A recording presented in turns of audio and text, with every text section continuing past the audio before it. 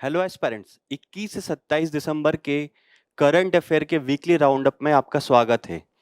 आज हम पूरे सप्ताह की जो हमारी महत्वपूर्ण खबरें रही हैं उनके बारे में चर्चा करेंगे। देखिए, न्यूज़ टुडे में तो हम जनरली चर्चा करते ही हैं 4-5 मेन न्यूज़ की और 5-6 शॉर्ट न्यूज़ की, पर वीकली राउंड अप में हम और भी जो महत्वपूर्ण खबरें रही हैं पिछले 1 हफ्ता में, जो हमारे एग्ज़ाम के लिहाज से महत्वपूर्ण हो सकती है, उनके बारे में चर्चा करते हैं। तो चलिए सबसे पहले जान लेते हैं आज हम कौन-कौन सी खबरों के बारे में वीकली राउंड अप में चर्चा करने वाले हैं। तो देखिए, पहली खबर है हमारी अरावली के संरक्षण को लेके सुप्रीम कोर्ट ने एक डिसीजन दिया था, एक परिभाषा जो है उसको एक्सेप्ट करी थी और उसको लेके सोशल मीडिया पे और एक तरह से एजिटेशन देखा गया कि अरावली का संरक्षण किया जाना चाहिए। तो सरकार ने कुछ क्लेरिफिकेशन दिया है वापस से, उसके बारे में बात करेंगे। बाल विवाह मुक्त भारत अभियान एक जो चलाया था भारत सरकार ने, उसको 1 साल पूरा हो गया, तो इसके बारे में हम लोग बात करेंगे।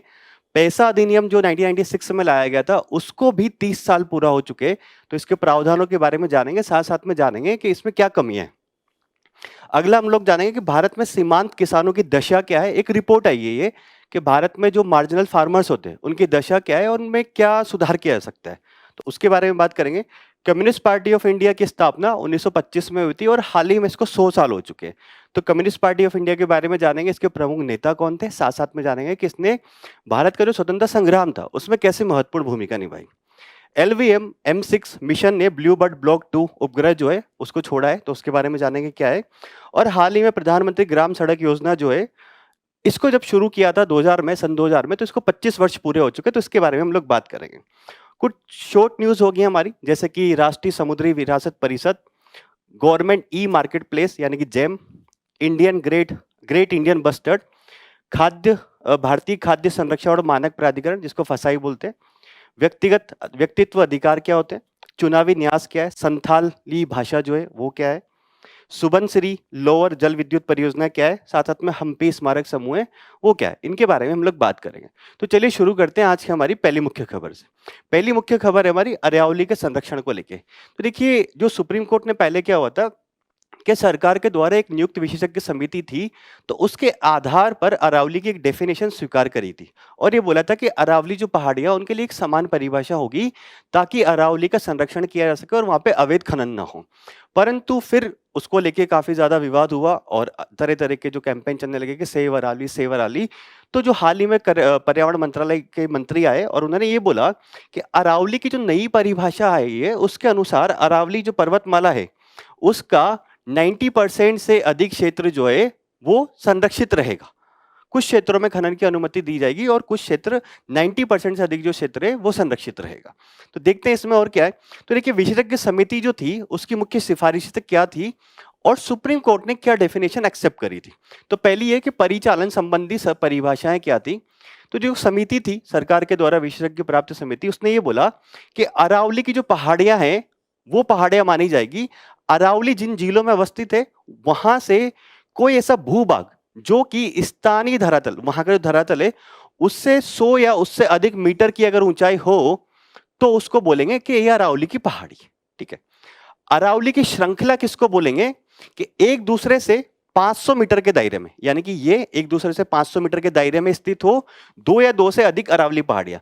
मतलब ये बोला गया कि अरावली श्रृंखला उसको बोला जाएगा, यानी कि 100 मीटर की पहाड़ी यहां हो और 100 मीटर की पहाड़ी यहां हो, तो 500 मीटर के दायरे में अगर ये स्थित है तो इसको भी बोला जाएगा अरावली की श्रृंखला।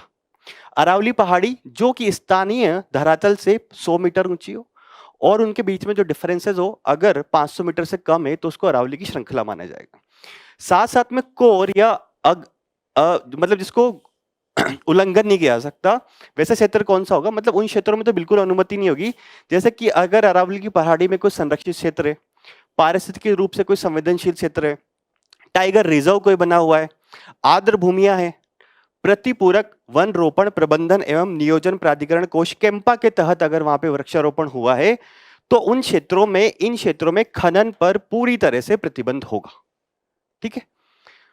अरावली की परिभाषा ये, साथ साथ में इन क्षेत्रों में तो खनन पर पूर्ण रूप से प्रतिबंध होगा। आगे देखते हैं और क्या है। तो उच्चतम न्यायालय ने क्या दिशा निर्देश दिए थे। उच्चतम न्यायालय ने यह बोला था कि भारतीय वानिकी अनुसंधान एवं शिक्षा परिषद जो है वो अरावली के लिए एक शर्त खनन के लिए प्रबंधन योजना तैयार करेगा कि अरावली की जो पहाड़ियां 100 मीटर से नीचे हैं वहां पे खनन कैसे किया जा सकता है। इसके लिए वहां पर एक सतत खनन यानी कि सस्टेनेबल हो, जो खनन किया जा रहा है उससे पर्यावरण को ज्यादा से ज्यादा नुकसान ना हो, यानी कि कम से कम नुकसान हो एक तरह से, उसके लिए एक प्रबंधन योजना तैयार की जाएगी। नए खनन पट्टे जो है उन पर रोक रहेगी फिलहाल के लिए। मतलब ये बोला कि जब तक ये योजना नहीं बन जाती, सतत खनन के लिए प्रबंधन योजना नहीं बन जाती, तब तक वहां पर नए पट्टों के लिए खनन नहीं दिया जाएगा अरावली की पहाड़ियों। आगे देखते हैं और क्या। अब अरावली के बारे में कुछ बेसिक चीजें बताई हुई है, जैसे कि अरावली जो है वो विश्व की सबसे पुरानी पर्वत श्रृंखलाओं में से एक मानी जाती है और इसका जो निर्माण हुआ प्री कैम्ब्रियन काल में हुआ और माना जाता है कि हिमालय पर्वत जो है उससे भी ये पुरानी है। इसकी अगर लंबाई की अगर बात करते हैं, विस्तार की बात करते हैं, तो लगभग 800 मीटर जो है, इससे अधिक का इसका फैलाव है। और गुजरात, राजस्थान, हरियाणा, दिल्ली, इन तीन चार राज्यों और एक केंद्र शासित प्रदेश में ये विस्तारित है अरावली की पहाड़ियां। सबसे ऊंची चोटी की अगर बात करें तो राजस्थान में गुरु शिखर जो कि माउंट आबू जो है वहां पर स्थित है। अब अरावली पर्वत श्रृंखला के अगर महत्व की बात करें तो देखिए ये इस तरह से है ना, ये अगर भारत का नक्शा है तो ये इस तरह से है। तो इसका एक तो महत्व ये कि जो मरुस्थल है, अरावली के पश्चिमी साइड में मरुस्थल है, तो मरुस्थल का इस साइड ये एक तरह से विस्तार जो उसको रोकती है। साथ साथ में बहुत सारी नदियां यहाँ से निकलती है ना, नदियां भी एक तरह से जो काम करती है वहां पर उनको मतलब एक तरह से वो काम करती है, जल विभाजक के रूप में भी काम करती है और नदियां भी वहां से निकलती है। दिल्ली की जो वायु है इसको स्वच्छ रखने के काम आती है। हाल ही में सोशल मीडिया पे से चल रहा था कि एक बड़े एंकर है, उन्होंने बोला कि जो दिल्ली में प्रदूषण इस वजह से है क्योंकि अरावली है, परंतु ऐसा नहीं है। अरावली जो है वो दिल्ली को प्रदूषण से मुक्त रखती है, क्योंकि जो ये धूल भरी आंधियां हैं पश्चिमी राजस्थान से, वो दिल्ली नहीं आ पाती। साथ साथ में अरावली में अगर बात करें तो आर्थिक रूप से महत्वपूर्ण बहुत सारे खनिज है, जैसे कि चूना पत्थर, संगमरमर, तांबा, जस्ता, है ना, जिनका खनन और उत्खनन किया जाता है और एक तरह से वहां पर इंडस्ट्रीज इनकी लगी हुई है ना। तो ये महत्व और अरावली के बारे में ध्यान रखिएगा, सवाल आने की संभावना है क्योंकि ये नेशनल वाइड एक तरह से मुद्दा बन गया है ना। अब सरकार ने क्या अरावली के संरक्षण के लिए भी कुछ पहल शुरू किए, तो एक मात्र वन पहल है। इसके तहत ये बोला कि एक पेड़ मां के नाम अभियान कार्यक्रम चलाया गया था और इसमें ये बोला कि अरावली पहाड़ियों में 750 एकड़ के शहरी वन जो है उसको विकसित किया जाए। दूसरा था अरावली ग्रीन वॉल प्रोजेक्ट जो है वो शुरू किया गया। मतलब अरावली के जो आसपास का एरिया है 5 किलोमीटर का, उसको बफर जोन के क्षेत्र में हरा भरा बनाना है। मतलब जैसे कि ये अरावली है तो इसका जो 5 किलोमीटर का क्षेत्र है यहाँ पे इसको हरा भरा बनाना है। इसके लिए अरावली ग्रीन वॉल प्रोजेक्ट एक शुरू किया गया था। एमसी मेहता बनाम भारत संघ केस में सुप्रीम कोर्ट ने भी अरावली का जो महत्व है उसको स्वीकार किया है। साथ साथ में ये बोला कि जो अरावली की जो पहाड़ियां हैं, जो अरावली की श्रृंखला है, उसका किसी भी कीमत पर संरक्षण होना चाहिए, ऐसा भी सुप्रीम कोर्ट ने एमसी मेहता बनाम भारत संघ केस में बोला है। ओके, अब दूसरी हमारी महत्वपूर्ण खबर है कि बाल विवाह मुक्त भारत अभियान जो है उसको 1 वर्ष पूरा हो गया है। तो इसमें हम लोग देखेंगे कि बाल विवाह के कारण क्या होते हैं, सरकार क्या प्रयास कर रही है, साथ साथ में बाल विवाह जब जल्दी हो जाता है तो उससे क्या क्या समस्याएं उत्पन्न होती है। तो ये जो न्यूज है आपकी सोसाइटी जो टॉपिक होता है उसके लिए काम किया, साथ साथ में ऐसे में तो बिल्कुल इसका उपयोग किया जा सकता है।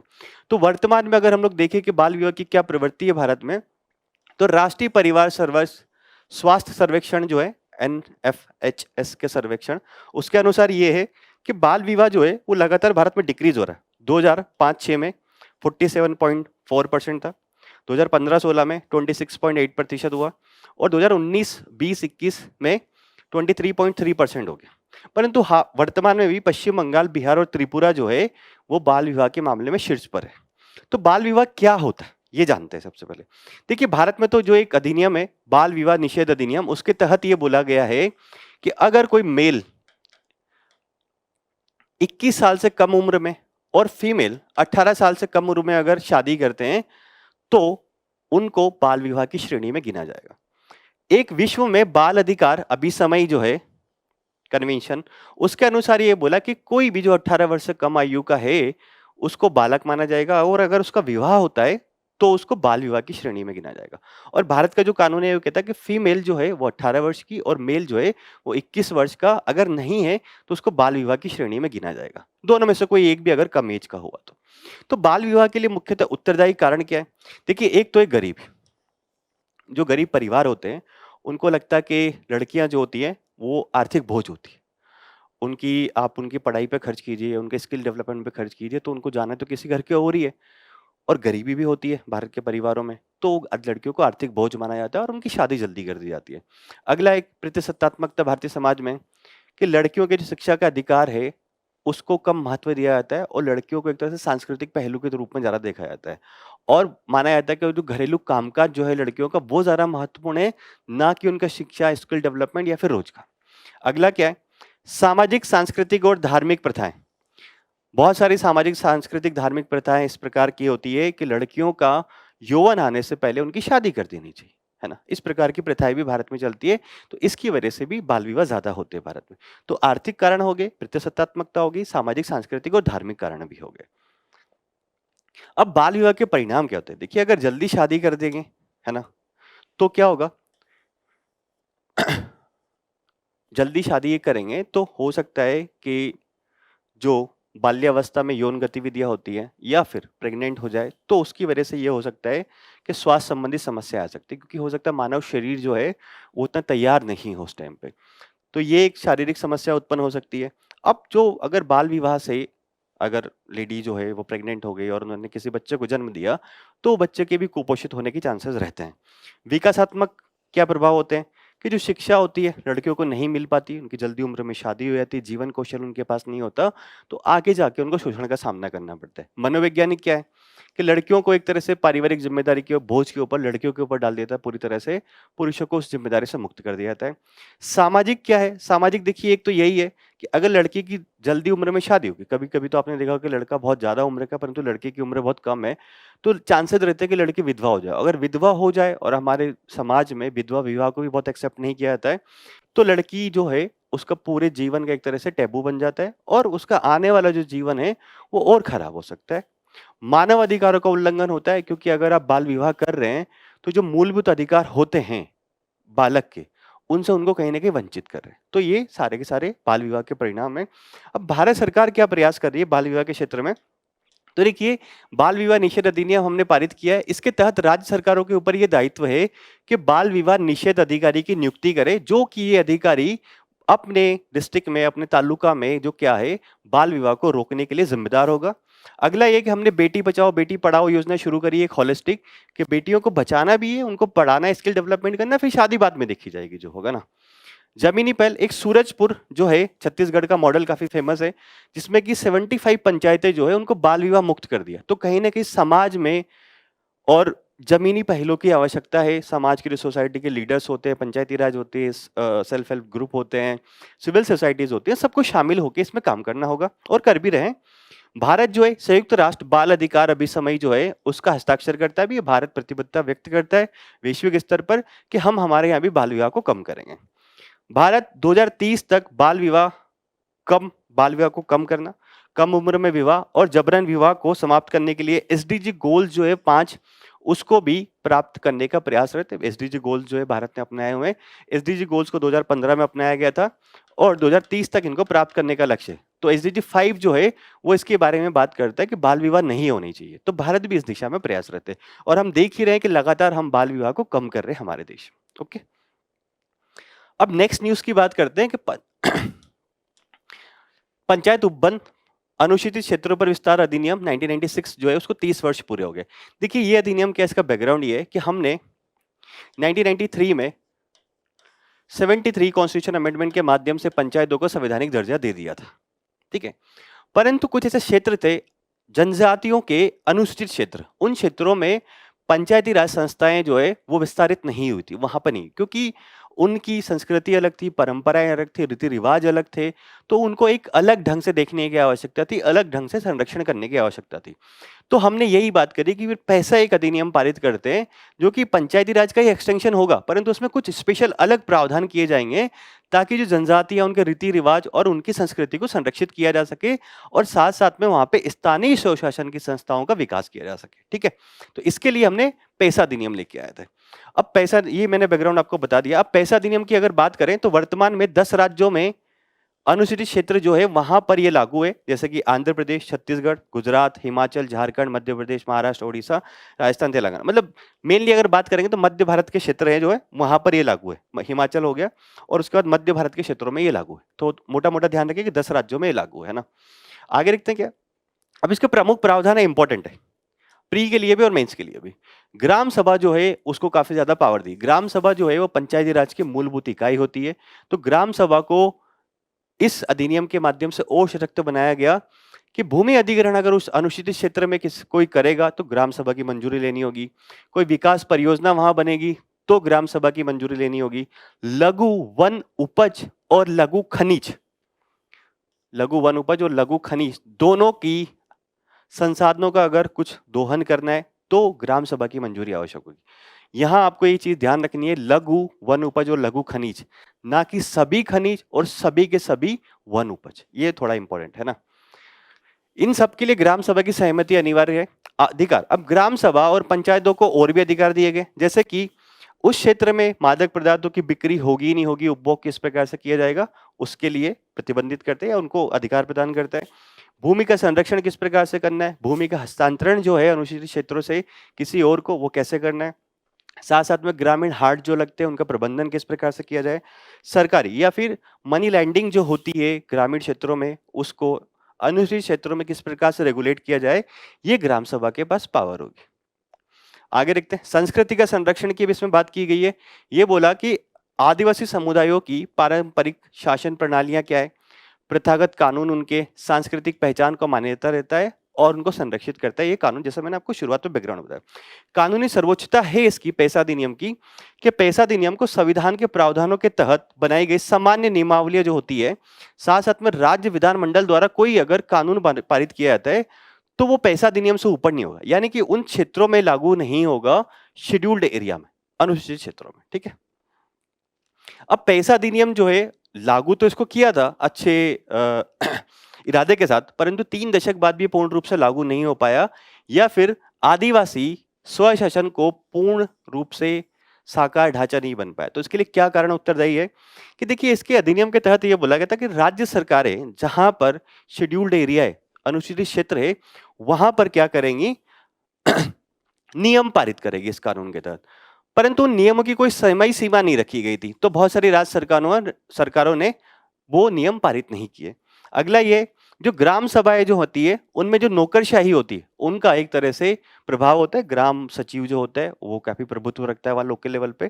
ठीक है, ग्राम सभाएं अपर्याप्त वित्त हो गया, कार्य आवंटन प्रॉपर नहीं हो पाता और ह्यूमन रिसोर्सेज की कमी से भी जूझ रही। इसकी वजह से जो पैसा अधिनियम एक अच्छे इरादे से लाया गया था कि ग्राम जो जनजातियां होंगी शेड्यूल्ड एरिया में उनकी संस्कृति को संरक्षण किया जाएगा, वो नहीं हो पा रहा है पूरा, है ना। तो सरकार ने इसके क्रियान्वयन को प्रभावी बनाने के लिए कुछ प्रयास किए, जैसे कि सितंबर 2024 में पैसा ग्राम पंचायत विकास योजना एक पोर्टल बनाया गया विकास योजना पोर्टल, यानी कि विकासात्मक जो गतिविधियां होती है उनकी योजना बनाना, उनकी निगरानी करना, साथ साथ में संसाधनों का आवंटन किस प्रकार से हो, इसको सुगम बनाने के लिए ये पैसा ग्राम पंचायत विकास योजना पोर्टल बनाया गया भारत सरकार के द्वारा सितंबर 2024 में। संस्थागत समर्थन किस प्रकार से किया जा रहा है, जैसे कि केंद्रीय पंचायती राज मंत्रालय है, उसके अंतर्गत एक डेडिकेटेड सेल बना दिया कि ये जो काम है पैसा सेल, ये पैसा से संबंधित गतिविधियों को सारा का सारा देखा गया। साथ ही ये बोला कि क्षमता जो निर्माण होता है, कैपेसिटी बिल्डिंग, उसको संस्थागत बनाने के लिए विश्वविद्यालयों में सेंटर ऑफ एक्सीलेंस स्थापित किए जा रहे हैं, जैसे कि इंदिरा गांधी राष्ट्रीय जनजाति विश्वविद्यालय में एक सेंटर ऑफ एक्सीलेंस स्थापित किया गया इसको लेकर। स्थानीय भाषाओं में प्रचार प्रसार किया जा रहा है अधिनियम का, जैसे कि प्रशिक्षक पुस्तिकाएं जो होती है इस अधिनियम की, उसको क्षेत्रीय भाषा जैसे तेलुगु, मराठी, जनजातीय भाषाओं संथाली, गोंडी, भीली, बुंडारी इत्यादि में किया जा रहा है उनका क्या प्रशिक्षण पुस्तिकाएं बांटी जा रही लोग। ठीक है, तो इस पे न्यूज बना के ध्यान बना के रखिएगा, इंपॉर्टेंट है, ये सवाल आ सकता है इसके ऊपर ना। अब भारत में सीमांत किसानों की दशा 2025 शीर्षक से एक रिपोर्ट जारी की गई। तो जो रिपोर्ट एनालिसिस करती है कि जो सहकारी संस्थाएं हैं उनमें सीमांत किसानों की जो भागीदारी है वो कम ही रही। सरकारी संस्थाएं जो है वो मेनली ग्रामीण क्षेत्रों में निर्धनता उन्मूलन, आजीविका की सुरक्षा और ग्रामीण क्षेत्र में परिवर्तन लाने के उद्देश्य से किया गया था। परंतु सहकारी संस्थाओं में जो ग्रामीण क्षेत्र के जो मार्जिनल फार्मर्स है उनकी भागीदारी बहुत ही कम है, ऐसा ये रिपोर्ट एनालिसिस करती है। तो सीमांत किसान क्या होते हैं, सबसे पहले ये जानते हैं कि देखिए सीमांत किसान वो होता है जिसके पास 1 हेक्टेयर से कम जमीन होती है। और ऐसे किसान जो भारत में हैं वो लगभग 65.4% है। और किसान, नंबर ऑफ किसान ज्यादा है, परंतु इनके पास जो लैंड है, कृषि योग्य भूमि, वो केवल 24% के आसपास है। तो ज्यादा किसान है परंतु उनके पास कृषि योग्य भूमि काफी कम है, 1 हेक्टेयर से कम है। अब ये जो सीमांत किसान है, देखिए ये बहुत सारे संकटों का सामना करते हैं, बहुत सारी चुनौतियों का सामना करते हैं। सबसे पहले तो क्या है कि इनके भूखंड का जो आकार होता है वो छोटा होता है। छोटा होता है तो यहाँ पे मशीनीकरण नहीं कर पाएंगे, मशीनीकरण नहीं कर पाएंगे, इनपुट जो होता है बेहतर खाद, बेहतर बीज, वो भी नहीं यूज कर पाएंगे। अगर इनकी कोई उपज पैदा होती है तो उसको एक तरह से कॉम्पिटिटिव मार्केट जहां पे उनके बेहतर प्राइस मिल सकती है वहां भी नहीं जा पाएंगे। अगर इनके लिए सरकार कोई योजनाएं चला रही है तो इन मार्जिनल फार्मर्स को पता भी नहीं लगता, क्योंकि एक तो इनमें जागरूकता नहीं होती, अशिक्षा भी होती है ना। इस वजह से मार्जिनल फार्मर्स को लोक सेवाओं का भी लाभ नहीं मिल पाता। तो क्या है, आकार छोटा है, निवेश नहीं हो पाता, इनपुट नहीं इनके पास, लाभकारी मूल्य नहीं मिल पाता और लोक सेवाओं का लाभ इनको नहीं हो पाता। इन किसानों के लिए प्राथमिक कृषि ऋण समितियां जो है वो बनाई गई और अन्य कृषि ऋण सरकारी संस्थाएं एवं आजीविका संबंधी अनिवार्य आवश्यकताओं को पूरा करने के लिए सबसे नजदीकी प्रभावी संस्था, मतलब ये बोला गया है कि प्राथमिक कृषि ऋण संस्थाएं, समितियां, प्राथमिक कृषि ऋण समितियां जो होती है वो ग्रामीण क्षेत्रों में काम करती है। अब इन मार्जिनल फार्मर्स की जो आवश्यकताओं की पूर्ति के लिए वो सबसे पास में संस्थान होते हैं, परंतु उनमें कुछ बाधाएं हैं जिसकी वजह से उन प्राथमिक कृषि ऋण समितियों की किसानों को लाभ नहीं मिल पा रहा। अब वो बाधाएं क्या है, फिर सबसे पहले तो कृषक स्तरीय बाधा क्या है, कृषकों के स्तर पर क्या बाधा है। ये देखिए, सरकारी और लाभकारी योजनाओं के कार्यक्रमों की जानकारी इनको नहीं होती है। अगर जानकारी है भी तो उनकी एक जटिल लंबी नौकरशाही प्रक्रिया होती है। सहकारी कार्यालय जो है वो मार्जिनल फार्मर से बहुत दूर स्थित होते हैं, तो वो जा नहीं पाता है। डिजिटल आजकल बहुत चल रहा है, तो एक डिजिटल डिवाइड है, मार्जिनल फार्मर्स को पता नहीं रहेगा कि मुझे डिजिटल उपकरण जो है वो फॉर्म कैसे बनना है, कैसे उसका उपयोग करना है। तो इसकी वजह से वो कृषि, प्राथमिक कृषि ऋण समितियां हैं, उनसे जो लाभ मिलते हैं वो नहीं ले पाता। अब वित्त पोषण संबंधी क्या बाधाएं, देखिए ये जो प्राथमिक कृषि ऋण समितियां हैं, इनके पास पूंजी जो है वो कम है, ऋण देने के लिए धनराशि कम होती है, तो ये जो मार्जिनल फार्मर्स को वैसे ही ऋण नहीं दे पाते। उनकी सेवाओं का अधिक विस्तार नहीं हो पाता, अगर उनके पास संसाधन नहीं है तो एक तो ऋण नहीं दे पाएंगे, और अगर और समितियां खोलनी होगी, किसानों के पास पहुंचना होगा, तो वो नहीं हो पाएगी। इसकी वजह से वो जो सेवा प्रदान करते हैं उसमें बाधा आती है, जैसे कि उत्तराखंड और महाराष्ट्र में ऐसी ही समस्याएं दर्ज की गई है। आगे देखते हैं, सहकारी सेवाओं का कम उपयोग। सहकारी संस्थाओं को स्थानीय स्तर पर क्षमता की कमी होती है, इनके पास प्रशिक्षित कर्मी जो होते हैं, जो सरकारी संस्थाएं होती है उनके पास कम होती है। भौगोलिक और लॉजिस्टिक समस्याओं का भी वादा करना पड़ता है सरकारी सेवाओं को या सरकारी संस्थाओं को। इसकी वजह से किसानों की भागीदारी कम हो पाती है और किसान भी कम उनके पास पहुंच पाते हैं। अवसंरचना की कमी अपने आप में एक बड़ी है। देखिए, सरकारी संस्थाओं में जो इंफ्रास्ट्रक्चर होना चाहिए मूलभूत, वो नहीं हो पाता है। इन संस्थाओं के पास जैसे कि पर्याप्त रूप से डिजिटलीकरण नहीं है ना। अगर डिजिटलीकरण नहीं होगा तो फर्जी मामले ज्यादा आएंगे, भ्रष्टाचार होगा, लीकेज होगा, तो पारदर्शिता और सेवा की उपलब्धता जो है वो प्रभावित होती है। महिलाओं की भागीदारी की अगर बात करें अब इन सहकारी संस्थाओं में, तो सहकारी संस्थाएं जो मेनली पुरुष प्रधान है, जबकि भारत में ऐसा हो रहा है कि अब महिलाओं की भागीदारी एग्रीकल्चर में बढ़ रही है। तो अगर सहकारी संस्थाएं पुरुष प्रधान है तो महिलाएं वहां पे जाके कैसे ऋण ले पाएंगी, है ना। तो आर्थिक कार्यों में महिलाओं की भागीदारी बढ़ रही है, परंतु मुख्यतः सहकारी संस्थाएं पुरुष प्रधान है, तो ये भी अपने आप में एक चुनौती है। तो इन चुनौतियों का सामना करने के लिए, भागीदारी बढ़ाने के लिए क्या सिफारिशें आप कर सकते हैं, तो आप सिफारिशें ये करेंगे कि जो प्राथमिक कृषि ऋण समितियां हैं उनको अधिक लोकप्रिय बनाना। लोकप्रिय बनाना मतलब देखिए, जन संचार या फिर सामुदायिक स्तर पर अभियान चलाकर इनको आप जो है वो फेमस करो, लोगों तक इनकी पहुंच बनाओ कि हाँ ऐसी कोई संस्था है जिससे आप जाकर ऋण ले सकते हो, है ना। मतलब प्रचार प्रसार किया जाए इन संस्थाओं का कि हाँ ऐसा कुछ उपलब्ध है आपके आसपास, 10 किलोमीटर, 5 किलोमीटर, 2 किलोमीटर पे, कि आपको ऋण वहां से मिल सकता है। अगला क्या है, मिशन मोड दृष्टिकोण को आपको अपनाना होगा। जैसे कि कृषक पहले सिद्धांत के साथ साथ में सहकार से समृद्धि का जो सिद्धांत है सरकार का, दोनों को क्लब करना होगा। सरकार को एक तरह से एक सहकारी कैडर का निर्माण करना होगा, सहकारी कोऑपरेटिव कैडर का निर्माण करना होगा, जैसे कि सहकार शक्ति, सखा या सखी मॉडल के स्वरूप में, कि ऐसा कैडर हो, जैसे कि ग्रामीण क्षेत्र में ऐसा हो सकता है कि हर गांव में एक इंसान जो है वो सहकार के डर के रूप में काम कर रहा है। कोई किसान उससे आके पूछ सकता है कि मुझे उस योजना का लाभ लेना है, या मुझे उस योजना के बारे में बताओ, या मुझे ऋण कैसे मिल सकता है इसके बारे में बताओ। इस तरह का एक डेडिकेटेड कैडर सरकार को बनाना चाहिए। संस्थाओं के माध्यम से सहायता बढ़ाना, इसके लिए कैसे कि प्रशासनिक बाधाओं को कम करो, साथ साथ में वित्तीय और डिजिटल समावेशन जो है उसको बढ़ावा दिया जाए। सरकार जो है मतलब जो डिजिटल डिवाइड है हमारे देश में उसको कम करे, और स्थानीय स्तर पर भी डिजिटल समावेशन जो है उसको बढ़ावा दे धीरे धीरे करके। इसके लिए बोला है कि डिजिटल पब्लिक इंफ्रास्ट्रक्चर या फिर कोऑपरेटिव स्टेक करके कोई ऐसा डाटाबेस बनाया जा सकता है। द्विस्तरीय स्तरीय मॉडल को अपनाना है। जैसे कि बिहार में क्या हो रहा है, प्राथमिक कृषि ऋण समितियां साथ साथ में किसान उत्पादक संगठन जो है उनका विस्तार हो रहा है, तो इन दोनों को क्लब करने की आवश्यकता है। इस तरह राज्य में सामूहिक कृषक संस्थाओं की एक विशिष्ट और पूरक सह अस्तित्व वाली संरचना विकसित हो सकेगी। मतलब देखिए, इसमें कहने का मतलब ये है कि आप जो प्राथमिक कृषि ऋण समितियां हैं उसको किसान उत्पादन संगठन जो है, कंपनियां जो, उनको क्लब करो, है ना। तो ये तो क्या ऋण प्रदान करेगी, किसानों की उपज का मार्केटिंग किस प्रकार से करना है, किसान कैसे सहकारी कृषि कर सकते हैं, उसके लिए कृषि उत्पादक कंपनियां जो वो काम आ सकती है। तो ऐसा मॉडल को सरकार को बढ़ावा देना होगा ताकि एकीकृत रूप से काम किया जा सके, है ना। नेक्स्ट न्यूज के बारे में जानते हैं। नेक्स्ट न्यूज है हमारी, कम्युनिस्ट पार्टी ऑफ इंडिया जो है उसकी स्थापना को आपका 100 साल पूरा हो चुका है। कम्युनिस्ट पार्टी ऑफ इंडिया की स्थापना 26 दिसंबर 1925 को कानपुर में की गई थी, है ना। अब आगे बात करते हैं कि इसमें वास्तव में क्या है कम्युनिस्ट पार्टी ऑफ इंडिया। ये न्यूज मेनली अगर देखें तो प्री के काम की है, मेंस में इतना खास क्वेश्चन नहीं बनेगा आपका। नेता आपको उसके सारे याद रखने। देखिए, सबसे पहले कम्युनिस्ट पार्टी ऑफ इंडिया की जो स्थापना की गई थी वो 1920 में एम एन रॉय, जनरली हम लोग सोचते हैं कि एम एन रॉय ने ताशकंद में की थी इसकी स्थापना। तो एम एन रॉय भी थे, मोहम्मद अली थे, एम पी टी आचार्य और मोहम्मद शफीक जैसे 7 भारतीय क्रांतिकारी थे। उन्होंने ताशकंद में बैठक की और कम्युनिस्ट पार्टी की स्थापना की थी ताशकंद में 1920 में। फिर इसको एक औपचारिक रूप देने के लिए दिसंबर 1925 में कानपुर में एक कम्युनिस्ट पार्टी का सम्मेलन आयोजित हुआ। वहां पे कम्युनिस्ट पार्टी ऑफ इंडिया की एक औपचारिक जो है उसकी स्थापना हुई, है ना। मतलब उसमें यह था कि ब्रिटिश भारत में जितने भी उस टाइम पे कम्युनिस्ट संगठन थे वो सारे एग्जिट हुए सम्मेलन में और उसकी स्थापना हुई। इसके प्रमुख नेताओं की उस टाइम पे बात करें तो प्रथम अध्यक्ष थे इसके सिंगार वेलू चेट्टियार, है ना, कम्युनिस्ट पार्टी ऑफ इंडिया के प्रथम अध्यक्ष। महासचिव कौन थे, एस वी घाटे, जे पी बगरहट्टा, ठीक है।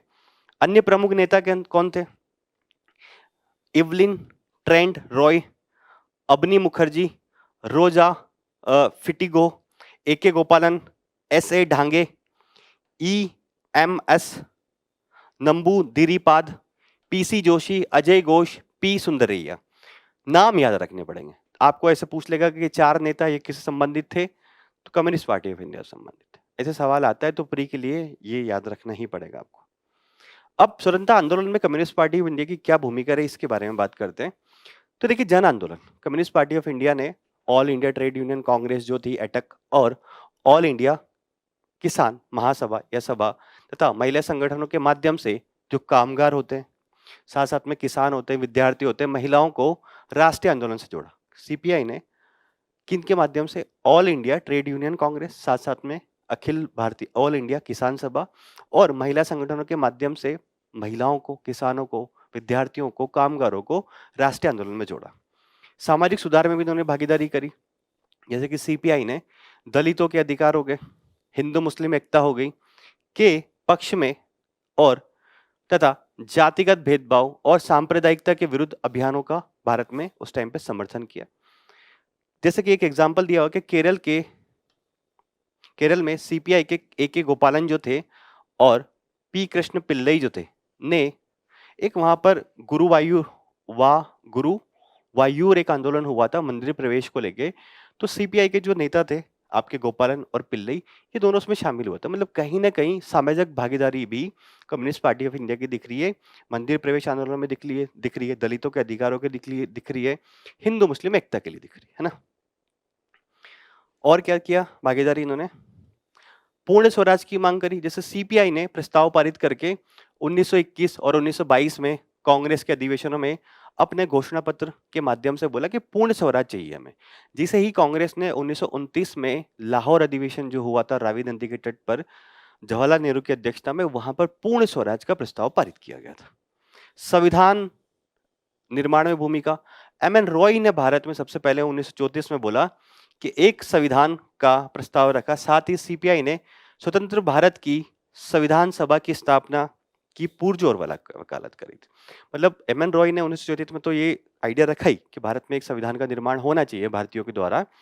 साथ साथ में उसके बाद जब द्वितीय विश्व युद्ध का घटनाक्रम चल रहा था, तो सीपीआई ने ये बोला कि स्वतंत्र भारत में एक संविधान निर्माण सभा होनी चाहिए, इसकी भी पुरजोर वकालत करी थी। तो ये 4 पॉइंट्स हमें ध्यान रखने, कम्युनिस्ट पार्टी ऑफ इंडिया ने हमारे राष्ट्रीय आंदोलन जो था, स्वतंत्रता आंदोलन, उसमें कैसे भागीदारी करी थी, है ना। अब एक ये भी प्री के हिसाब से मेनली न्यूज है, इसरो के एक रॉकेट है LVM-3 M6 मिशन ने ब्लू बर्ड ब्लॉक 2 मिशन को पृथ्वी के लो अर्थ ऑर्बिट जो है उसमें स्थापित किया। तो ये जो रॉकेट था LVM-3, इसकी 6ठी उड़ान थी, इसीलिए इसका M6 नाम है। और ये संयुक्त राज्य अमेरिका की कंपनी है AST स्पेस मोबाइल के ब्लू बर्ड ब्लॉक 2 उपग्रह जो है उसको प्रक्षेपित किया इसने लोअर अर्थ ऑर्बिट में अर्थ के। तो एक व्यावसायिक उड़ान थी इसरो की है ना। तो ध्यान क्या रखना है, ब्लू बर्ड ब्लॉक 2 क्या सैटेलाइट है और LVM-6 क्या रॉकेट है। अब ब्लू बर्ड ब्लॉक 2 के बारे में अगर बात करें तो इसको प्रक्षेपित किया गया सतीश धवन अंतरिक्ष केंद्र जो है श्रीहरिकोटा में, वहां से। और यह मिशन जो है एक इसरो की व्यावसायिक शाखा है जिसका निर्माण 2019 में अंतरिक्ष विभाग के अंतर्गत किया गया था, उसके द्वारा किया गया। और उसने जो अमेरिका की जो कंपनी है AST, उसके साथ साझेदारी करी थी और उसका जो उपग्रह है ब्लू बर्ड ब्लॉक 2 उसको पृथ्वी की निम्न भूकक्षा में स्थापित किया। तो ये जो संगठन है न्यू इंडिया स्पेस लिमिटेड, इसको भी ध्यान रखना है, 2019 में स्थापित हुआ था। इसरो की वाणिज्यिक शाखा है, यानी कि अगर दूसरे देशों के कोई सैटेलाइट लॉन्च करने हैं तो इसरो के साइड से डील ये करता है। और अंतरिक्ष विभाग जो है भारत सरकार का, उसके तहत ये काम करता है, ठीक है। और पूर्ण रूप से भारत सरकार के स्वामित्व वाली एक सरकारी कंपनी है। ओके, अब ब्लू बर्ड ब्लॉक 2 के बारे में थोड़ी टेक्निकल डिटेल के बारे में बात करी जाए, 2-3 चीजें बताऊंगा, याद रखिएगा। इसको लोअर अर्थ ऑर्बिट में स्थापित किया गया। तो लोअर अर्थ ऑर्बिट क्या होता है कि पृथ्वी की सतह के अपेक्षाकृत करीब होता है, 160 से 1000 किलोमीटर की ऊंचाई पर ये उपग्रह स्थापित किए जाते हैं। और वहां जो मेनली उपग्रह स्थापित किए जाते हैं वो सैटेलाइट इमेजिंग के लिए उपयोगी है। साथ साथ में अंतरराष्ट्रीय अंतरिक्ष स्टेशन जो है 4-5 देशों का, वो भी वहीं स्थापित है। 400 से 500 किलोमीटर की ऊंचाई पर अंतरराष्ट्रीय स्पेस स्टेशन है।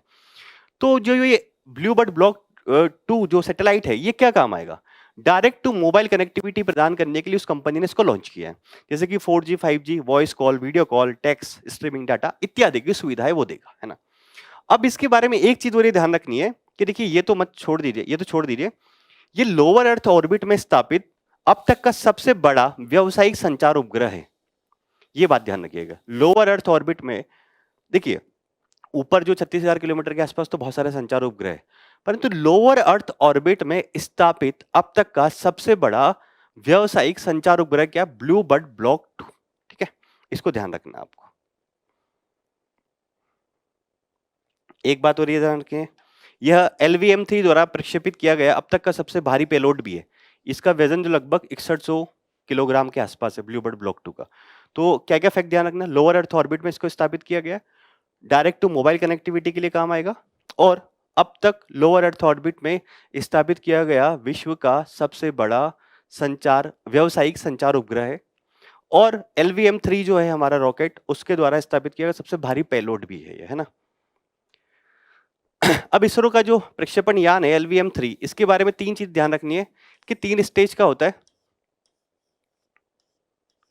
सॉलिड, लिक्विड और ये क्रायोजेनिक में ऑक्सीजन और हाइड्रोजन को बहुत निम्न टेम्परेचर पर रखा जाता है, क्रायोजेनिक स्टेज है ना। इसका लिफ्ट ऑफ द्रव्यमान जो है 640 टन है। और भूतुल्यकालिक स्थानांतरण कक्षा यानी कि जियोसिंक्रोनस ट्रांसफर ऑर्बिट जो है अर्थ का, वहां तक ये लगभग 4200 किलोग्राम का पेलोड ले जा सकता है। देखिए जियो सिंक्रोनस ट्रांसफर ऑर्बिट जो है ये लगभग 37,000 किलोमीटर ऊपर है ना। अभी जो हमने ये स्थापित किया है ब्लूबर्ड ब्लॉक 2, ये 1000 तक किया, इसीलिए इसका पेलोड की जो क्षमता है जो भेजा गया था उसकी 6100 किलोमीटर तक हुई, क्योंकि कम ऊंचाई पर भेजेंगे तो आप ज्यादा भेज सकते हो, है ना। अब जियो सिंक्रोनस ट्रांसफर ऑर्बिट के बारे में बताया गया है कि एक दीर्घवृत्ताकार कक्षा है ये पृथ्वी की, और इसका उपयोग अंतरिक्ष यान को भूतुल्यकालिक कक्षा और भूस्थिर कक्षा में स्थानांतरित करने के लिए किया जाता है। ये आप साइंस में बेसिक में पढ़ते हैं, है ना। ठीक है, तो इसके बारे में इतना ही है, ज्यादा खास इंफॉर्मेशन नहीं है। 3 चरण का है, ये ध्यान रखिएगा, और 4200 किलोग्राम तक पेलोड ले जा सकते हैं। कहां पे? GTO orbit. ओके। अब प्रधानमंत्री ग्राम सड़क योजना जो है उसको 25 वर्ष पूरे हो चुके हैं। तो शुरू कब की गई होगी? सन 2000 में। तो इसके बारे में एक फैक्ट ये है कि अपनी शुरुआत से लेकर अब तक इसके तहत कुल 8,25,114 किलोमीटर की ग्रामीण सड़क जो है उसको मंजूरी प्रदान की गई, और 7,87,520 किलोमीटर की सड़कों का निर्माण पूरा हो चुका है। यानी कि यह है कि लगभग 95% की इसमें प्रगति हुई, जितनी मंजूरी हुई उसमें से 95% सड़कें बन चुकी है। ठीक है, आगे देखते हैं इसमें क्या है। अब बेसिक इन्फॉर्मेशन इसके बारे में, प्रीलिम्स, मेनली प्रीलिम्स के काम की, अगेन मैं आपको बोल रहा हूँ प्रीलिम्स के लिए ज्यादा काम का है ना। मंत्रालय, ग्रामीण विकास मंत्रालय सन 2000 में सेंट्रल स्पॉन्सर्ड स्कीम के रूप में इसको प्रक्षेपित किया, शुरू किया गया था। यानी कि केंद्र और राज्य दोनों की भागीदारी इसमें रहेगी। उद्देश्य क्या था कि जो ग्रामीण इलाके हैं उनको सड़कों के माध्यम से जोड़ा जाए, ताकि क्या है कि गरीबी उन्मूलन किया जा सके, और गांव में जो बस्तियां हैं वहां पे देखिए अगर सड़क नहीं होगी, स्वास्थ्य सुविधाएं, शिक्षा, इंफ्रास्ट्रक्चर, कुछ भी नहीं पहुंच पाएगा। इवन ग्रामीण जो लोग हैं अगर उनको अपनी उपज ही बाहर बेचने जानी तो नहीं बेच पाते। तो ग्रामीण सड़कों का एक जाल बिछाने के लिए किया गया ताकि ग्रामीण क्षेत्रों में गरीबी उन्मूलन किया सके इनडायरेक्टली तरीके से। ठीक है, अभी आप आज से अगर कुछ सालों पहले अगर आप देखें तो ग्रामीण क्षेत्रों में सड़कें बहुत अच्छी नहीं हुआ करती थी। अब हमने लगभग 8 लाख किलोमीटर के आसपास सड़कें बना ली, तभी आप देखते हैं कि अब ग्रामीण क्षेत्र जो है वो अच्छे खासे एक इंफ्रास्ट्रक्चर से जुड़ चुके हैं, है ना। इन सड़कों के संरक्षण के साथ पुलों का निर्माण आधुनिकरण की दिशा में भी आधुनिकरण भी किया गया। मतलब ये है कि जो पुल वुल भी अगर आए हैं बीच में सड़कों के लिए तो उनको पुल को भी बनाया गया, है ना। कनेक्टिविटी लोगों को मेनली प्रदान करना था ग्रामीण क्षेत्रों के लोगों को। अब जो ये है अभी इसका फेज 4 चल रहा है इस योजना का, तो उसके लिए जनसंख्या के मानदंड रखे गए हैं कि कैसे कैसे किन किन क्षेत्रों में सड़कें निर्माण की जाएगी।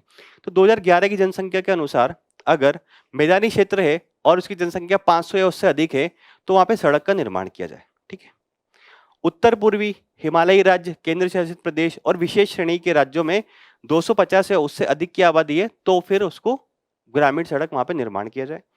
वामपंथी उग्रवाद से प्रभावित जिलों में 100 से अधिक की अगर आबादी है तो भी उस गांव में सड़क का निर्माण किया जाए, उसको कनेक्टिविटी प्रदान की जाए। ठीक है, वामपंथी उग्रवाद से प्रभावित क्षेत्रों के लिए सड़क संपर्क योजना जो है, देखिए वो जो है ग्रामीण सड़क संपर्क सुधारों के लिए 2016 में शुरू की गई थी। वामपंथी उग्रवाद जिन डिस्ट्रिक्ट्स में, अब तो काफी डिस्ट्रिक्ट्स में कम हो रहा है, जैसे कि हमारे होम मिनिस्टर बार बार बोलते हैं, ऐसे रिपोर्ट्स भी आते हैं कि लेफ्ट विंग एक्सट्रीमिज्म जो है, वामपंथी उग्रवाद जो है भारत में धीरे धीरे कम हो रहा है।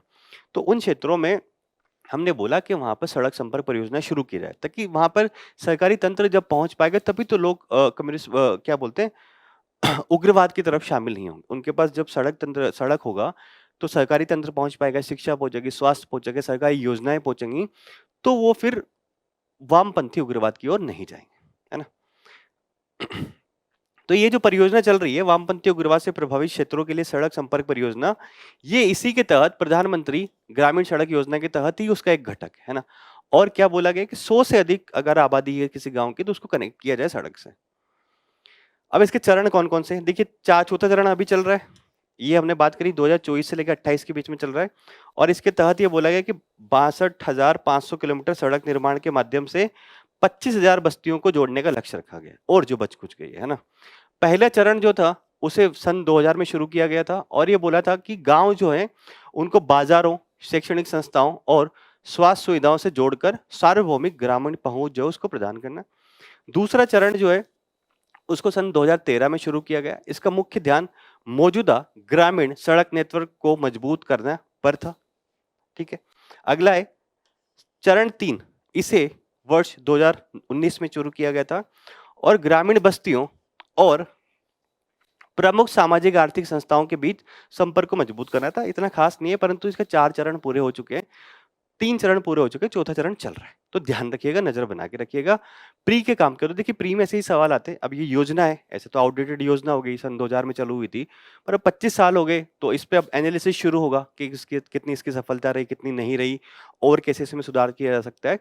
तो उसको लेके फिर न्यूज आएगी, और ये इंपॉर्टेंट होता है एग्जाम के लिए, है ना। अब हम लोग बात कर लेते हैं संक्षिप्त सुर्खियों की। देखिए संक्षिप्त सुर्खियां जो है, इसमें पहली है हमारी राष्ट्रीय समुद्री विरासत परिसर। तो हाल ही में भारत और नीदरलैंड ने इसको विकसित करने के लिए एक सहयोग समझौते पर एमओयू साइन किया है। तो क्या है ये राष्ट्रीय समुद्री विरासत परिसर, कहाँ स्थापित किया जा रहा है? तो गुजरात का जो लोथल है वहां पर ये स्थित है, और इसका उद्देश्य है कि 4500 वर्ष पुरानी भारत की जो समुद्री विरासत है उसको ये प्रदर्शित करेगा विरासत परिषद। लोथल का महत्व क्या है? देखिए लोथल जो है वो सिंधु घाटी सभ्यता के काल में ही एक प्रमुख स्थल था, और वहां पे गोदीबाड़ा था, यानी कि एक तरह से उसको पोर्ट मान सकते हैं, पोर्ट सिटी ना, डॉकयार्ड था। सबसे प्राचीन मानव निर्मित डॉकयार्ड गोदीबाड़ा था। लोथल को गुजराती भाषा में कहा जाता है मृतकों का टीला। ओके। विकास किसका? विकास मतलब ये जो समुद्री परिसर विकास किया जा रहा है राष्ट्रीय समुद्री विरासत परिसर जो विकसित किया जा रहा है, ये भारत सरकार की एक सागर बारा परियोजना चल रही है, उसके तहत इसका विकास किया जाएगा। तो कहाँ है? गुजरात के लोथल में। लोथल क्या है? तो सिंधु घाटी सभ्यता के टाइम पे गोदीवाड़ा यानी कि पोर्ट था। ओके, आगे बढ़ते। गवर्नमेंट ई मार्केट प्लेस, देखिए ये क्या है? गवर्नमेंट के जो सरकारी कार्यालय जितने भी होते हैं, संस्थाएं होती हैं, उनको पहले अगर मार्केट से खरीदना होता था तो डिस्क्रिप्शन हुआ करता था कि कहीं से भी खरीद लिया जा सकता। तो गवर्नमेंट ने बोला कि एक लिमिट तक आपने जैम पोर्टल के माध्यम से खरीदोगे, ताकि पारदर्शिता रहे कि कितनी चीजें आप खरीद रहे हो, कितनी नहीं खरीद रहे हो, आपको कितनी आवश्यकता है। तो जैम पोर्टल की बात आई तो गवर्नमेंट ई मार्केट प्लेस ने पिछले 4 वर्षों में स्क्रैप कबाड़ा जो होता है सरकार का, ई अपशिष्ट होता है, पुराने वाहन जैसी परिसंपत्तियों के निपटान से लगभग 2200 करोड़ रुपए जो है वो जुटा है। तो ये जो मार्केट प्लेस है, एक तो ये रजिस्टर्ड कंपनी है, वाणिज्यिक और उद्योग मंत्रालय के तहत वाणिज्यिक विभाग है, उसके अंतर्गत एक रजिस्टर्ड कंपनी के रूप में इसको स्थापित किया गया है ना। मंत्रालय तो हो गया, 2016 में इसको लॉन्च किया गया था। विभिन्न सरकारी विभाग, संगठन, सार्वजनिक क्षेत्र के उपक्रम द्वारा आवश्यक सामान्य उपयोग की वस्तुओं एवं सेवाओं की ऑनलाइन खरीद की सुविधाएं प्रदान करता है, जो मैंने आपको सिंपल वर्ड में बताई, ताकि सार्वजनिक खरीद में पारदर्शिता हो, दक्षता हो और बेहतर गति से खरीदा जा सके। पहले यही होता था कि कोई चेयर आ रही हो 100 रुपए की, उसको दिखा देंगे 1000 रुपए का। अब उस जेम पोर्टल पे रजिस्टर्ड रहता है कि हाँ ये चेयर इतने की, तो इतने का ही बिल बनेगा उसके बाद ना। ग्रेट इंडियन बस्टर्ड इंपॉर्टेंट है ये भी। तो उच्चतम न्यायालय ने ग्रेट इंडियन बस्टर्ड के संरक्षण के लिए सुरक्षा उपाय जो है उनको और कठोर करने की बात की गई है। इसके लिए न्यायालय ने ये बोला कि राजस्थान और गुजरात में हरित ऊर्जा गलियारा परियोजना के संबंध में संरक्षण में संशोधित संरक्षण संरक्षण क्षेत्रों में संशोधन किया जाए। मतलब हरी ऊर्जा गलियारा परियोजना जो चल रही है, उसके तहत जो ग्रेट इंडियन बस्टर्ड का संरक्षण की बात की गई है, उसके तहत नहीं, उस परियोजना के अगर कुछ नुकसान हो रहा है उनको, तो संरक्षण किया जाए। तो बोले कि उसको और कठोर किया जाए। तो ग्रेट इंडियन बस्टर्ड क्या है? देखिए एक गोडावन इसको बोलते हैं मेनली ना।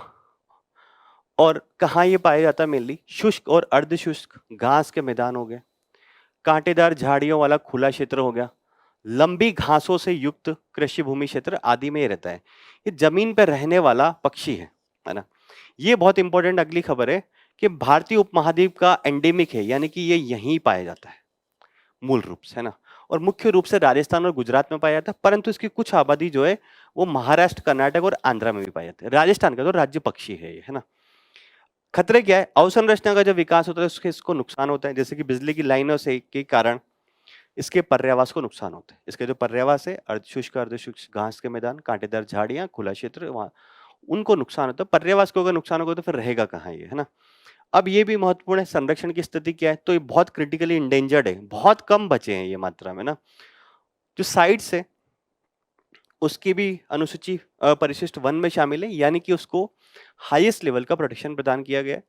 भारत का जो वाइल्ड लाइफ प्रोटेक्शन एक्ट है 1972 का, उसकी अनुसूची वन में शामिल है। अगेन उसको हाईएस्ट लेवल पे भारत में भी प्रदान किया गया है प्रोटेक्शन, और इंटरनेशनल लेवल पे भी। ओके, फसाई के बारे में क्या न्यूज आई है देखते हैं। देखिए हाल ही में ये बात आई थी कि कुछ अंडों में कुछ ऐसे तत्व हो सकते हैं जो कि कैंसरकारी हो सकते हैं। तो फसाई ने अपने रीजनल सेंटर्स को बोला था कि आप उनकी जाँच कीजिए, तो फिर फसाई ने अब बोला है कि ये बात जो है वो भ्रामक थी, पूरी तरह से खारिज उसको कर दिया है। तो फसाई जो प्राधिकरण है उसके बारे में बात कर लेते हैं। स्वास्थ्य एवं परिवार कल्याण मंत्रालय ये भारत सरकार का उसके अंतर्गत ही है और इसको सन 2000 में एक अधिनियम के माध्यम से स्थापित किया गया था, यानी कि सांविधिक निकाय है आपका। इसका मैंडेट क्या है? देखिए यही है कि विज्ञान आधारित मानक निर्धारित करता है खाद्य वस्तुओं के कि खाद्य पदार्थों का निर्माण किस प्रकार से किया जाए, भंडारण के, वितरण के, बिक्री के, आयात को विनियमित करता है ताकि जो है खाद्य संरक्षा की सुनिश्चित की जा सके। हर चीज जो होता है फसाई से लेबल्ड होती है कि इसमें कौन सी चीज कितनी मिश्रित हो सकती है, कितनी नहीं हो सकती। अगर एक क्वांटिटी से ज्यादा है तो हो सकता है वो नुकसानदेह हो लोगों के लिए, है ना? तो इसलिए फसाई इन सारी चीजों को देखता है। इसका प्रमुख कैंपेन की अगर बात करें तो ईट राइट इंडिया कैंपेन इसने चलाया हुआ है कि भारत के लोग अच्छा खाएं, है ना? शासी संरचना की अगर बात करें तो एक खाद्य प्राधिकरण के माध्यम से ये रेगुलेट होता है, जिसमें एक अध्यक्ष होता है और 12 सदस्य होते हैं। इन सदस्यों में 1/3 जो है वो महिलाएं होती है। एक अध्यक्ष, 22 सदस्य और सदस्य जो होते हैं 22, उसमें से 1/3 महिलाएं होती है ना, यानी कि 7-8 के आसपास। वन संरक्षण अधिनियम 1980 ये क्या है? देखिए उच्चतम न्यायालय ने निर्णय दिया कि जो वन संरक्षण एक्ट है 1980 का, उसके तहत वन भूमि का उपयोग कृषि सहित किसी भी गैर वानिकी गतिविधि के लिए नहीं किया जा सकता। मतलब जो वन भूमि है, जो क्लासिफाइड है गवर्नमेंट डॉक्यूमेंट्स में, उसका उपयोग कृषि में भी नहीं किया जा सकता और किसी और गैर वानिकी गतिविधि में भी नहीं किया जा सकता। तो ये एक्ट देखते हैं क्या है। तो देखिए इसका नाम नाम जैसे दिखा रहा है वन संरक्षण, यानी कि वनों का संरक्षण करना। गैर वन उद्देश्यों के लिए वन भूमि का उपयोग जो है उसको रेगुलेट करना। अगर वन भूमि उसको गैर वन भूमि गैर वन उद्देश्यों के लिए अगर वन भूमि का उपयोग किया जा रहा है तो उसको किस प्रकार से रेगुलेट करना है, ये संस्थान करता है। इसके दायरे के अंतर्गत रिजर्व फॉरेस्ट होते हैं, आरक्षित वन, प्रोटेक्टेड फॉरेस्ट होते हैं, सहकारी रिकॉर्ड में दर्ज वन भूमि होती है।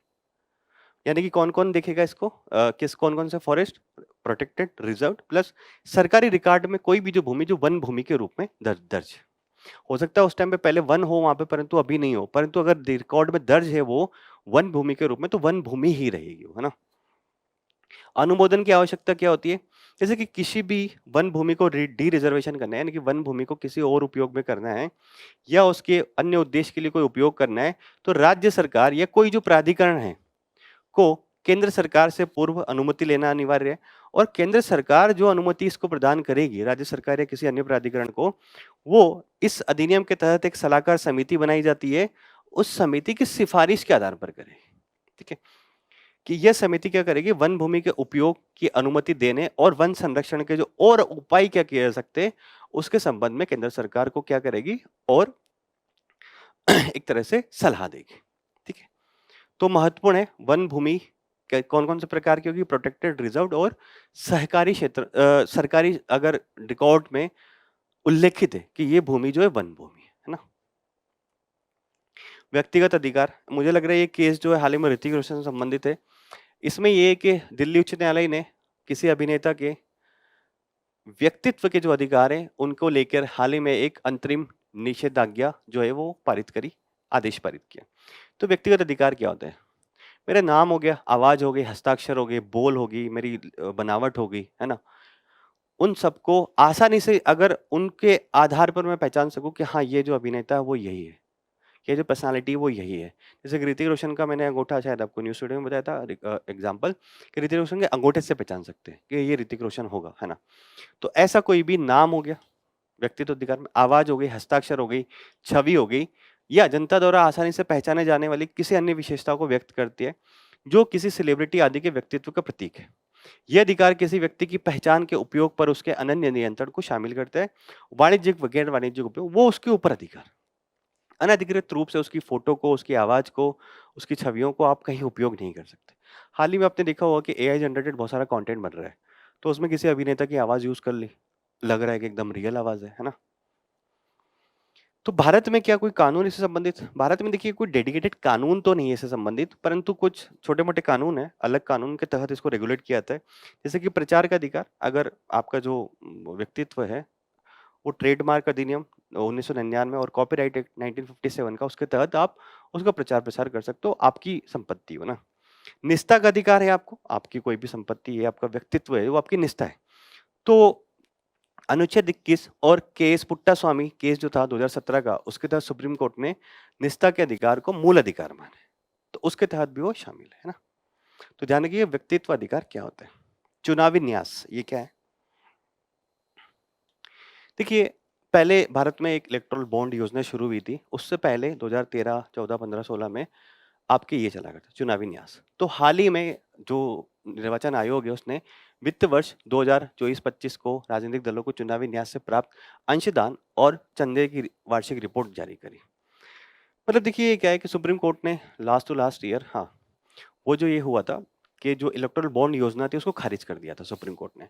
तो उसके बाद फिर से वापस जो पुरानी व्यवस्था थी कि राजनीतिक दलों को चंदा किस प्रकार से मिलेगा, तो ये बोला गया कि ये जो इलेक्टोरल ट्रस्ट है इनके माध्यम से मिलेगा। तो हाल ही में ये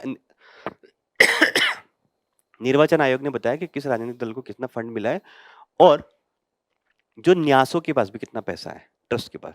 तो चुनावी न्यास योजना 2013 में भारत सरकार के द्वारा शुरू की गई थी कि जो चाहे वो इलेक्टोरल ट्रस्ट जो है वो बना सकता है। ये कंपनी अधिनियम के तहत, जो 2013 का कंपनी अधिनियम उसके तहत पंजीकृत होते हैं। ये व्यक्तियों के द्वारा स्थापित किए जा सकते हैं, मतलब सॉरी, है ना। जैसे कि ये चुनावी न्यास हो गया, है ना, स्थापित हो गया कंपनी अधिनियम के तहत। अब इसमें कोई व्यक्ति दान दे सकता है, कोई कंपनी दान सकती है, ये इसका सारा रिकॉर्ड रखेंगे। अब इनके पास जितना भी पैसा आएगा उसका 95% जो है इनको राजनीतिक दलों को देना होगा, ठीक है। और ये सबका रिकॉर्ड मेंटेन करेंगे, तो पारदर्शिता रहती है।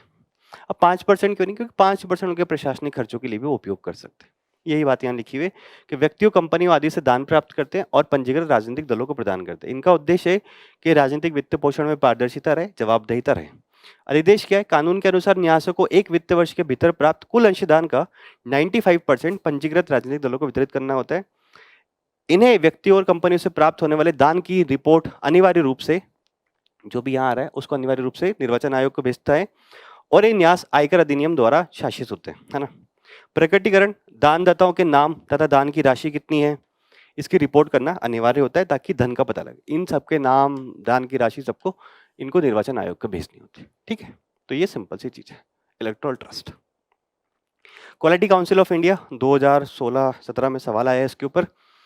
तो क्वालिटी काउंसिल ऑफ इंडिया में कुछ चेंजेस, यानी कि और इसको बेहतर कैसे बनाया जा सके इसके बारे में बात चल रही है।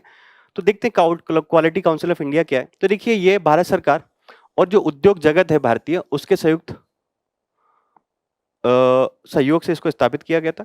सोसाइटी पंजीकरण एक्ट है 1860 का, उसके तहत ये पंजीकृत सोसाइटी है, यानी कि एक तरह से स्वायत्त गैर लाभकारी संगठन, प्रॉफिट के लिए काम नहीं करता है। भारत में जो उद्योग है उनकी क्वालिटी कैसे सुनिश्चित की जा सकती है उसके लिए काम करता है। नोडल एजेंसी क्या है? वाणिज्य और उद्योग मंत्रालय का उद्योग संवर्धन और आंतरिक व्यापार विभाग जो है वो उसके अंतर्गत ये काम करते हैं, है ना। अध्यक्ष की नियुक्ति कौन करता है? इंडस्ट्री के लोग सिफारिश करते हैं भारत के प्रधानमंत्री को और भारत के प्रधानमंत्री इसके अध्यक्ष की नियुक्ति करते हैं। इसी स्टेटमेंट पे प्री में क्वेश्चन आया था, ठीक है। समझ गए? इंडस्ट्री और भारत सरकार ने मिलकर शुरू किया और गैर लाभकारी संगठन है, सोसाइटी पंजीकरण एक्ट के माध्यम से पंजीकृत है, उद्योग संवर्धन और आंतरिक व्यापार विभाग के अंतर्गत काम करता है और नियुक्ति इसके अध्यक्ष की प्रधानमंत्री द्वारा उद्योग जगत की सिफारिशों के आधार पर की जाती है। संथाली, ये न्यूज में क्यों आया? देखिए हाल ही में विधि और न्याय मंत्रालय जो है उसने भारत के संविधान जो है उसकी संथाली में एक प्रति बनाई, यानी संथाली भाषा में संविधान अब प्रकाशित किया गया, अनुवाद उसका। तो यह प्रकाशन पंडित रघुनाथ मुर्मू द्वारा 1925 में विकसित ओल चिकी लिपि के जन्म शताब्दी के अवसर पर किया गया। देखिए अब ये ओल चिकी जो लिपि है ये किसके द्वारा विकसित की गई थी? पंडित रघुनाथ मुर्मू द्वारा। अब ओल चिकी क्या है? देखिए संथाली भाषा जो लिखी जाती है वो ओल चिकी लिपि में लिखी जाती है। जैसे हिंदी देवनागरी में लिखी जाती है उसी प्रकार से संथाली ओल चिकी में लिखी जाती है। तो संथाली भाषा क्या है इसके बारे में बात कर लेते, कभी प्री में सवाल आ जाए तो मुंडा परिवार की भाषा है। मुंडा भाषा परिवार से संबंधित है और ऑस्ट्रिक यानी ऑस्ट्रो एशियाई एक भाषा है, ठीक है। संवैधानिक दर्जा इसको दिया गया था, 92 कॉन्स्टिट्यूशन अमेंडमेंट हुआ था 2003 में, उसके माध्यम से इसको 8वीं अनुसूची में शामिल किया था। 8वीं अनुसूची में शुरुआत में कम भाषाएं थी, अब वर्तमान में इसमें 22 भाषाएं। 8वें अनुसूची में भारत में जितनी मान्य भाषाएं हैं उनको शामिल किया गया। मान्य नहीं, जो 22 भाषाओं को शामिल किया गया, सारी भाषाएं नहीं, है ना। राजस्थानी को लेके बात चल रही है कि राजस्थानी को शामिल किया जाए नहीं किया जाए, है ना। मूलभूत जो भाषा होती है उनको शामिल किया जाता है। जनसंख्या और क्षेत्र की बात करें तो संथाली बोलने वाले लोगों को संथाल कहा जाता है और ये मुख्य रूप से झारखंड, उड़ीसा, पश्चिम बंगाल और बिहार में निवास करते हैं। एक संथाल विद्रोह भी हुआ था भारत के स्वतंत्रता संग्राम के दौरान, फिर ब्रिटिश सरकार ने एक संथाल परगना का भी गठन किया था, वो आपको याद हो तो संथाली भाषा भारतीय संविधान की 8वीं अनुसूची में शामिल है। कौन से संवैधानिक संशोधन के माध्यम से? 92 कॉन्स्टिट्यूशन अमेंडमेंट के माध्यम से। मुबारक अल कबीर बंदरगाह, देखिए मुबारक अल कबीर बंदरगाह जो है कुवैत का है, हाल ही में चाइना ने इसको विकसित करने के लिए समझौते पर हस्ताक्षर करे। तो कहां स्थित है? कुवैत के बुबियान द्वीप पर स्थित है। और बंदरगाह विकसित होगा तो क्या होगा? क्षेत्रीय व्यापार बढ़ेगा, परिवहन बढ़ेगा और कुवैत के आर्थिक विविधीकरण में योगदान देगा, क्योंकि कुवैत जो है मेनली गैस के ऊपर निर्भर है। अब पोर्ट डेवलप होगा तो और भी गतिविधियां वहां पर बढ़ेगी, तेल और गैस पर निर्भरता कम होगी उसके ना। परिचालन क्या है? 2016-26 तक माना जा रहा है कि शुरू हो जाएगा। अभी चाइना की एक बेल्ट रोड इनिशिएटिव है 2013 में, जिसको चाइना ने शुरू किया था, उसका हिस्से के रूप में चाइना ने एक मुबारक अल कबीर बंदरगाह को डेवलप कर रहा है। अब जो बेल्ट रोड इनिशिएटिव है ये दो प्रकार का है। सिल्क रोड इकोनॉमिक बेल्ट, यानी कि एक तो रोड वाला हो गया जिसमें यूरोप, मध्य पूर्व, मध्य एशिया और एशिया से होकर जाने वाले स्थलीय मार्ग, मतलब चाइना अलग अलग जगह इंफ्रास्ट्रक्चर परियोजना चला रहा है। भारत इस परियोजना में शामिल नहीं हुआ, क्योंकि चाइना की एक जो परियोजना है वो भारत के पाक ऑक्यूपाइड कश्मीर से जाती है। भारत ने बोला कि हमारी संप्रभुता के ऊपर खतरा है, हम इसमें शामिल नहीं होंगे। पाकिस्तान शामिल है, बहुत सारे विश्व के बहुत सारे देश शामिल है इसमें। कि चाइना एक तो रोड इकोनॉमिक कॉरिडोर बना रहा है और एक मेरीटाइम कॉरिडोर बना रहा है, जिसमें पूर्वी एशिया शामिल है, दक्षिणी एशिया शामिल है, मध्य पूर्व और अफ्रीका के देश शामिल है। इसके माध्यम से चीन कहीं ना कहीं विश्व के स्तर पर अपना दबदबा बना रहा है। ठीक है, तो मुबारक अल कबीर बंदरगाह कहां ध्यान रखिए। सुबनसिरी लोअर जल विद्युत परियोजना, तो देखिए एक मंत्री है विद्युत आवासन और शहरी कार्य मंत्री ने 2000 मेगावाट की सुबनसिरी लोअर जल विद्युत परियोजना जो है उसका वाणिज्यिक उद्घाटन किया। तो ये परियोजना कहाँ है ये देखते हैं। अब ये इसके बारे में एक बात है कि सबसे बड़ी भारत की जल विद्युत परियोजना है, क्योंकि ये 2000 मेगावाट की है और इसमें